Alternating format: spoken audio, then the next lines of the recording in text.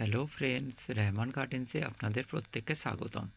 আশা করছি আপনারা প্রত্যেকে সুস্থ আছেন এবং ভালো আছেন। আপনাদের প্রত্যেকের সুস্থতা কামনা করে আজকে একটা নতুন ভিডিও শুরু করছি। আপনারা ভিডিওতে যে গাছটি দেখছেন এটা একটা মৌসুমি লেবুর গাছ। এটার নাম হচ্ছে সাতসোমা। সাতসোমা একটা খুব ভালো ভ্যারাইটিস বা প্রজাতির মাল্টা বা মৌসুমি লেবুর জাত। এটার ফলন কিন্তু খুব ভালো হয়। আর এটা হচ্ছে আমাদেরই ইন্ডিয়ান ভ্যারাইটিস, একটা পুরনো ভ্যারাইটিস। আপনারা এই সাতসোমা গাছটাকে নিজেরা আপনাদের ছাদ বাগানে অথবা আপনাদের যদি জায়গা থাকে আপনারা সেই জায়গায় বসাতে পারেন এবং এর ফলন দেখে সত্যি আপনি অবাক হবেন। নার্সারিতে যেসব পুরনো নার্সারিতে এই গাছ রয়েছে সেখানে কিন্তু বর্তমান যে আমরা বিভিন্ন জাতের মাল্টা বা মৌসুমি লেবু গাছ দেখছি তার তুলনায় কিন্তু এই লেবুও কোনো অংশে কম যায় না।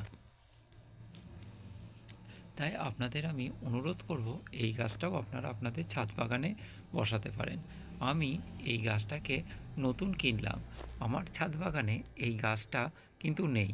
যেহেতু আমি এটা নতুন কিনলাম সেই জন্য আমি আপনাদের সঙ্গে এই ভিডিওটা শেয়ার করছি যে সাতসোমা ম্যান্ডারিন অনেকে হয়তো নাও দেখে থাকতে পারবেন, বা সাতসোমা মৌসুমি লেবু গাছ আপনারা হয়তো নাও দেখে থাকতে পারবেন। যারা এখনও পর্যন্ত দেখেননি তাদের জন্য আমার এই ভিডিওটা শেয়ার করা। বর্তমানে বিভিন্ন প্রজাতির ভিড়ে আমাদের এই ইন্ডিয়ান যে পুরনো ভ্যারাইটিসগুলো রয়েছে তা প্রায় আমরা ভুলতে বসেছি। কিন্তু এই সাতসোমাকে আমরা যদি আমাদের মনে বা আমাদের ছাদে যদি জায়গা দিই তাহলে কিন্তু এও কিন্তু কোনো অংশে বিভিন্ন বিদেশি প্রজাতির থেকে কম যাবে না। তাই আমি সবাইকে বলবো এটার কথাও বা আমাদের ভারতীয় প্রজাতির কথাও আপনারা মনে রাখবেন, পাশাপাশি বিদেশি ভ্যারাইটিসের গাছ লাগাবেন। সাতসোমা কিন্তু বহু জনপ্রিয় পুরনো ভ্যারাইটিস হওয়ায় অনেক পুরনো নার্সারিতে আপনারা পেয়ে যাবেন। আর যেসব নার্সারি বিভিন্ন ভ্যারাইটিসের গাছ রাখেন তাদের কাছে তো আপনারা পাবেনই, কারণ এটা বর্তমান বিভিন্ন বিদেশি ভ্যারাইটিসের জন্য এটাকে আমরা নার্সারি ম্যানেরা বা আমরা প্রায় ভুলতেই বসেছি। কিন্তু যারা এই গাছটা সম্পর্কে জানেন তারা অবশ্যই তাদের ছাদ বাগানে রাখেন। তাই আপনারাও এটাকে রাখতে পারবেন।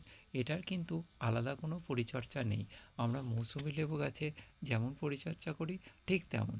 দেখেছেন একটা বাতাবি লেবুর স্টকে এই সাতসোমাটাকে গ্রাফটিং করা হয়েছে এবং একটা ডাল বার হয়েছে। এটাই আমি কিনে এনেছি। ভিডিওটা ভালো লাগলে অবশ্যই সাবস্ক্রাইব করবেন।